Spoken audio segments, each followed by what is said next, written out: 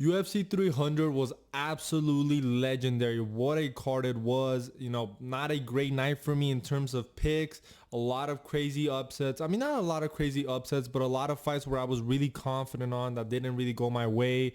But the card was legendary. I mean, I know everyone in the world is talking about Justin Gaethje versus Max Holloway, especially those last 10 seconds of the fifth round where Max Holloway was able to knock out Justin Gaethje out cold. It was so brutal, man. It was so brutal.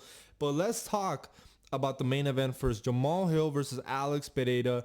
I did pick Jamal Hill. I thought he was going to be able to knock out Alex Pereira, but I could no longer doubt Alex Pereira, man. You cannot stand in front of this man.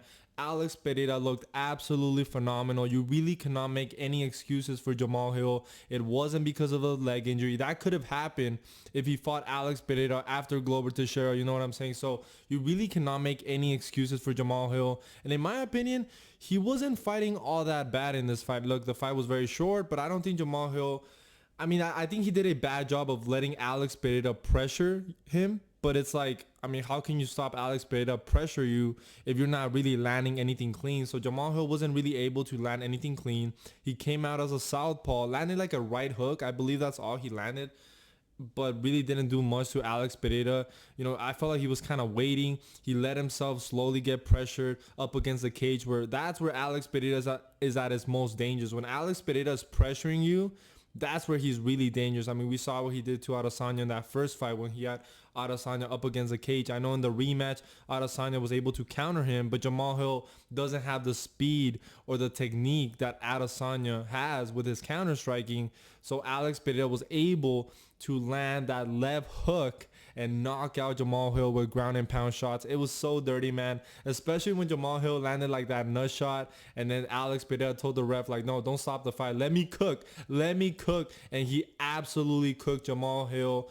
And I think that Jamal Hill came into this fight a little bit too salty, a little bit too emotional.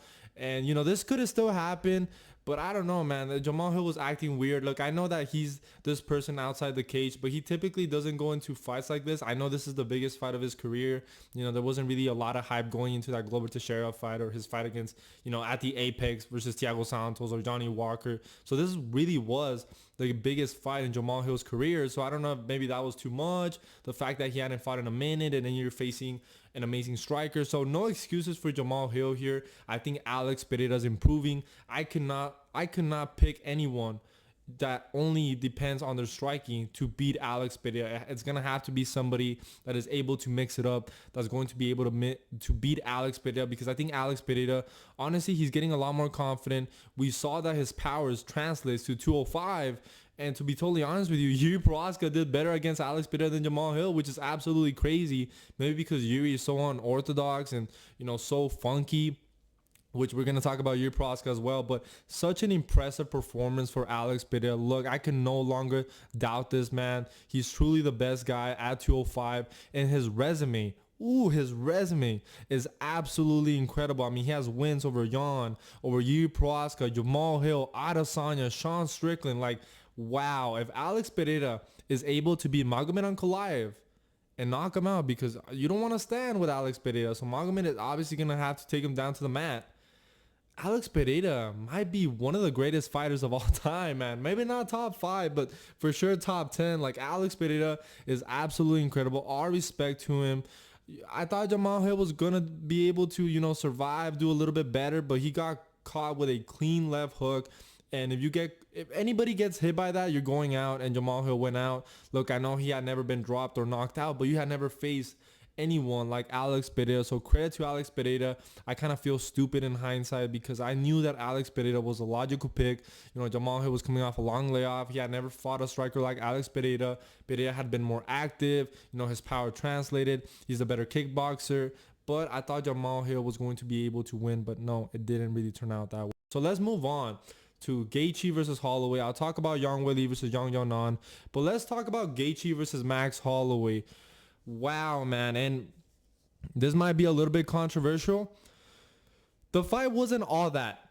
Look, I know that people are going to be thinking about the last 10 seconds, but the fight wasn't all that. Max Holloway outclassed Justin Gaethje. He was up, you know, probably 3-1 going into the 5th round. Justin Gaethje only won the 4th round, and Justin Gaethje wasn't really able to do anything to Max Holloway. You know, he wasn't really able to land any punches. You know, he did a very good job of kicking Max Holloway. But if you're going to leg kick Max Holloway, you're going to have to start breaking him down and start landing your own punches. And Justin Gaethje wasn't really setting anything up. He was just throwing crazy hooks.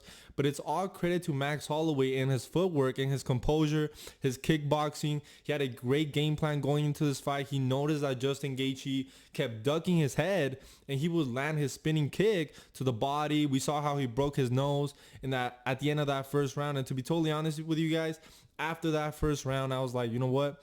Justin Gaethje's going to lose, man. I was just waiting for him to get knocked out. And, you know, props to Justin Gaethje for coming back from that. Look, he got his nose broken, and then he got eye poked twice in the 2nd round. And then in the 4th round, he was actually able to come back. He started using his jab a little bit more. And look, his coach told him, like, hey, man, you need to start pressuring this guy. Max Holloway is teeing off on you. He's outclassing you. He's too fast for you. And Max Holloway did such a great job of finding the angles on Justin Gaethje, not letting him do anything.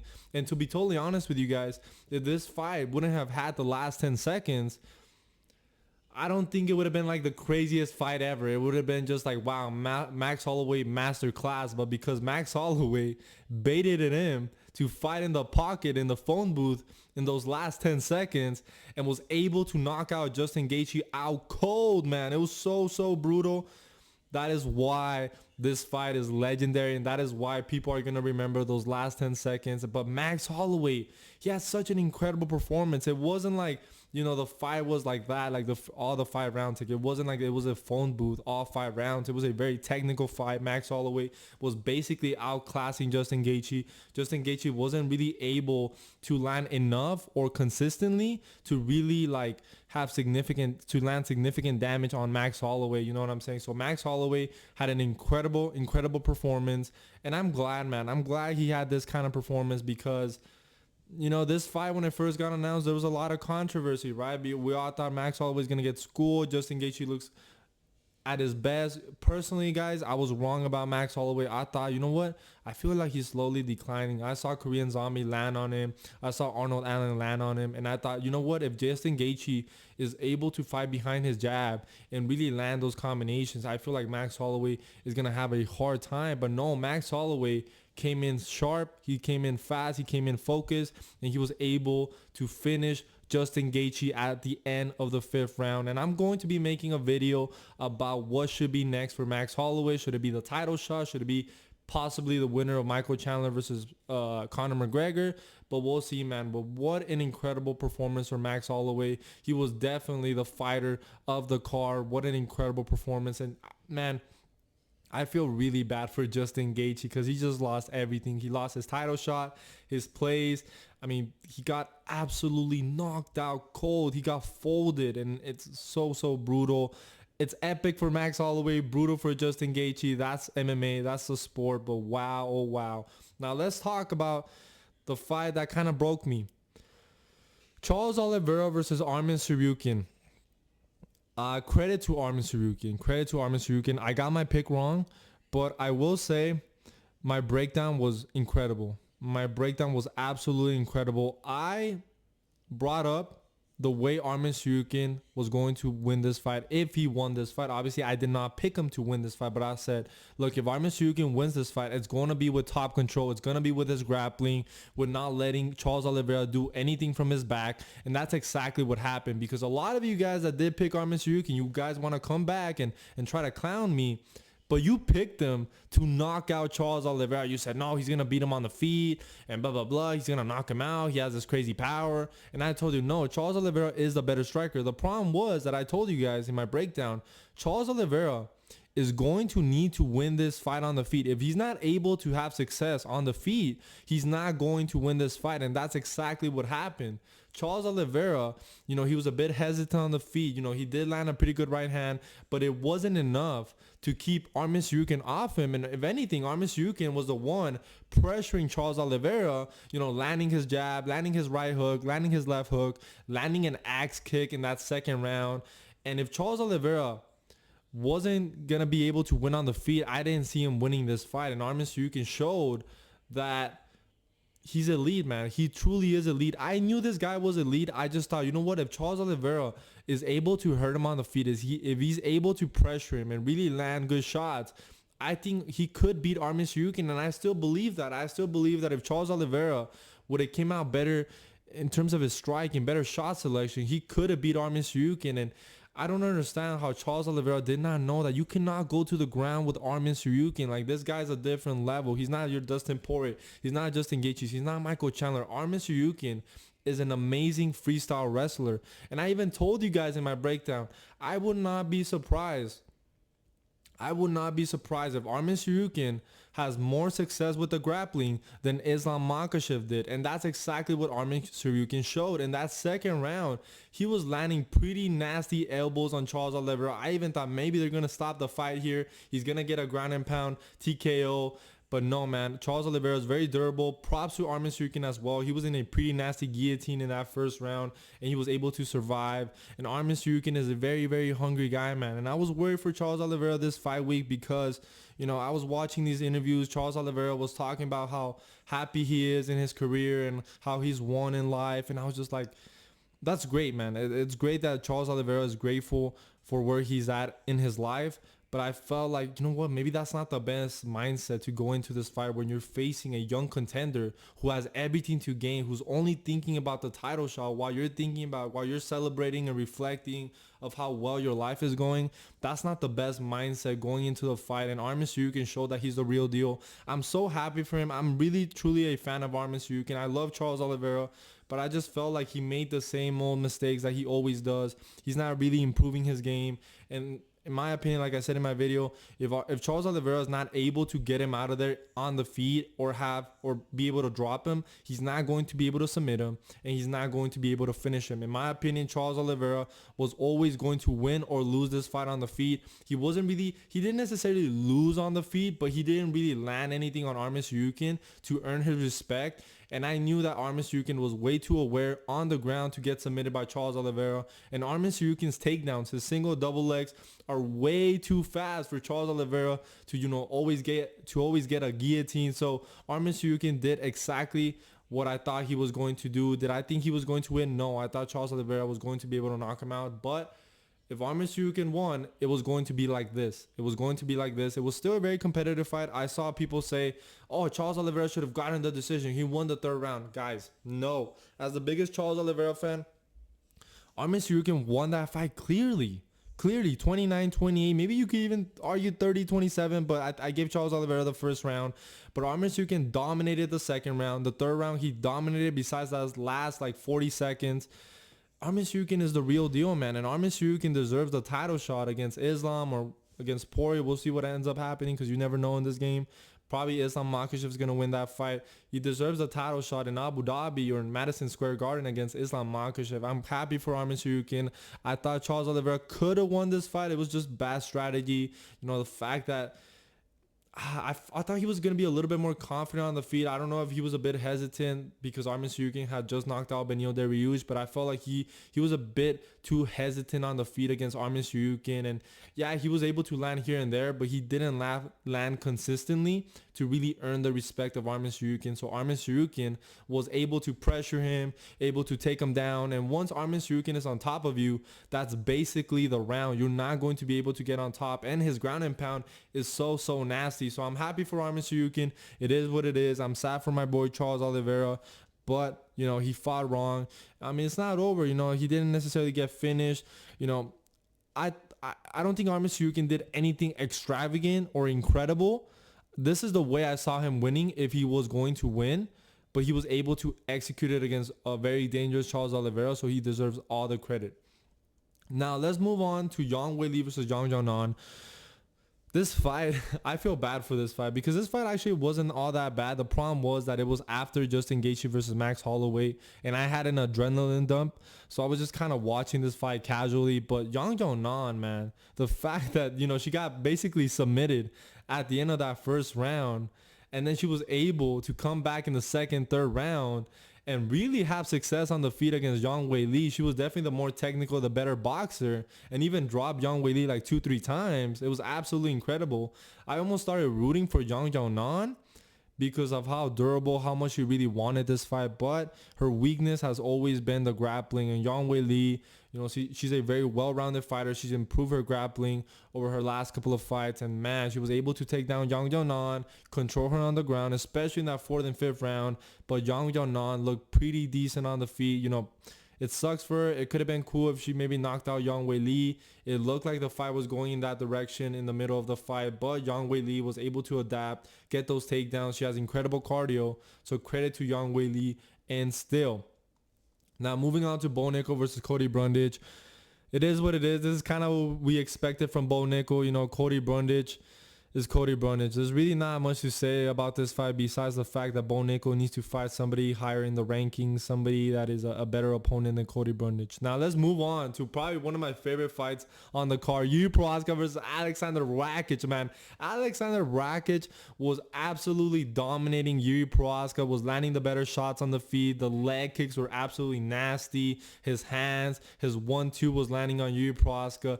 But Prochazka has the heart of a warrior. And this guy does not give up. He has crazy power, and he was able to break down Alexander Rakic in the second round and win by a TKO, which is absolutely incredible. I'm so happy for Prochazka. And Alexander Rakic, he's still very good, man. He's still very good. I'm surprised by the fact that he did not shoot any takedowns. I picked Prochazka to win this fight because I thought, Alexander Rakic hasn't fought in 2 years. And I thought, Prochazka loves to be in a war, which is exactly what Alexander Rakic hates to be in. And I thought Prochazka was going to be funky enough to beat Alexander Rakic, and that's kind of exactly what happened. Rakic did show to me that he's definitely the better fighter technically, but Prochazka was able to bite down on his mouthpiece and land, pretty nasty shots. I believe it was a right hook that dropped Alexander Rakic. I need to go back and rewatch it, but props to Prochazka for that incredible win. Now let's move on to Aljamain Sterling versus Calvin Kattar. Wow, man. Sterling really impressed me. I thought Calvin Kattar was going to be able to give him problems on the feet, but Calvin Kattar, he looked slow. He looked sluggish. I know he hadn't fought in 2 years, and that's the biggest lesson that I took away from this card.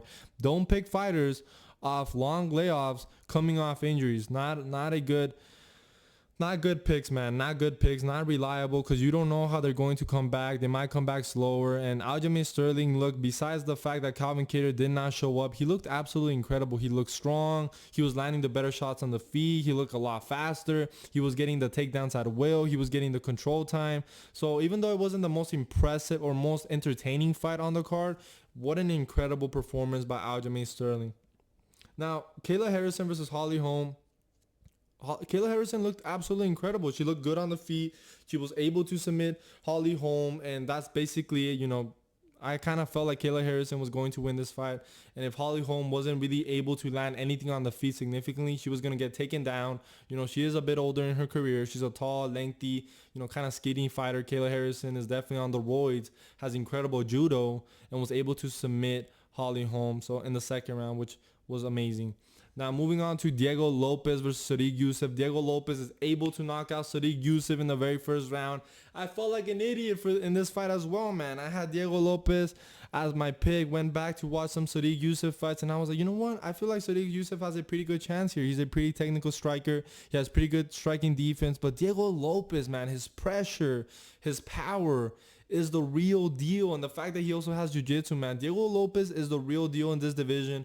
And I hope he fights like a Brian Ortega or a Yair Rodriguez or maybe even a Aljamain Sterling would be absolutely incredible. I cannot doubt Diego Lopez any longer. This guy is the real deal. The fact that he was able to knock out Sodiq Yusuff in the very first round with a slick uppercut and then follow up on the ground and finish him off there in the very first round. Incredible performance by Diego Lopez. Wow, man, I love Diego Lopez. He's really, truly the real deal. I know that, he kind of became a meme after that Movsar Evloev fight. Like, oh, Diego Lopez is the GOAT, man. But he's truly a contender in the featherweight division, and I want to see him get a step up. Maybe he's 2 fights away from the title, and Diego Lopez versus Ilia Topuria would be absolutely incredible. Just keep this man away from Max Holloway. Now, moving on to the most frustrating fight on the card, Jalen Turner versus Renato Moicano. I picked Jalen Turner by knockout, and he almost had it in the first round, but stupid Jalen Turner, with the worst fight IQ in UFC history, does not actually follow up and thinks that the fight should be stopped when Moicano didn't even go out cold, man. He got dropped, but it wasn't like Moicano was out cold. He should have followed up. It was super necessary, and it was karma, man. After Jalen Turner did not follow up and actually try to finish Moicano on the ground, and he looked at, I believe it was Herb Dean, to try to stop the fight, I was rooting for Moicano, man. I was like, man, I hope Moicano actually beats you for not finishing him off in the first round. And Moicano was able to take him down in the second round and finish him off with TKO. So Money Moicano was able to get the W. I'm so happy for him. And Jalen Turner, you're an absolute moron. Jessica Andrade versus Marina Rodriguez. Jessica Andrade split decision. There's really not much to talk about. Bobby Green looked absolutely slick against Jim Miller. I did pick Jim Miller because I thought, you know what? Bobby Green is coming off a brutal knockout against Jalen Turner. I was like, man, how is he going to look? And Jim Miller, even though he hasn't been facing the best competition, definitely not the same level of competition as Bobby Green. I thought, you know what, he has power. You know, he's at a better point in his career. He's very healthy. He looked great against Gabriel Benitez. He has power on the feet. But Bobby Green is way too fast, too slick of a boxer, and he basically dominated Jim Miller, beat him to a unanimous decision, 30-27. It was absolutely incredible. Props to Bobby Green. He looked great out there. He's always showboating, and you're like, man, you're always showboating, and I feel like you're going to get knocked out. And you know, unless you're Jalen Turner and you also have power and you're not 40 years old, you're going to be able to knock out Bobby Green. But, you know, I felt bad for Jim Miller because he got absolutely dominated. I wish the fight was a little bit more competitive. I mean, Jim Miller had moments in the first round, but he wasn't really able to hurt Bobby Green or finish him off. So props to Bobby Green for that win. Obviously, the first fight on the card was Deiveson Figueiredo versus Cody Garbrandt. And Cody Garbrandt looked phenomenal on the feet, man. Deiveson Figueiredo won in none of that striking. But, you know, Figueiredo decided to take the fight down to the mat and was able to submit Cody Garbrandt in the second round. But man, I don't think Deiveson Figueiredo is going to have success with some of these strikers up here. Like maybe like Peter Yan or Song Yadong. Maybe he could try to take down Peter Yan to the ground. But Peter Yan does have pretty good, you know, takedown defense. But man, Cody Garbrandt looked really slick on the feet. He was the bigger guy. You know, he was the faster guy. And Deiveson Figueiredo wasn't really able to land anything on Cody Garbrandt. And I thought, you know what, Deiveson Figueiredo, the moment he lands, he's going to be able to hurt Cody Garbrandt. And the problem with Deiveson Figueiredo is that he doesn't have a lot of volume. He's very low volume, which is kind of a problem. So he had to take this fight down to the mat and submit Cody Garbrandt. But that is my recap for UFC 300. I hope you guys enjoyed the card. It was an iconic card. Obviously, I'm a little bit heartbroken that Charles Oliveira lost, but it is what it is. That's MMA, man. Props to Armin Tsarukyan. And I'm going to be making videos on the fight announcements and a video about Max Holloway, guys. So I hope you guys enjoy the video. Please make sure to like and subscribe, and I'll see you guys in the next one.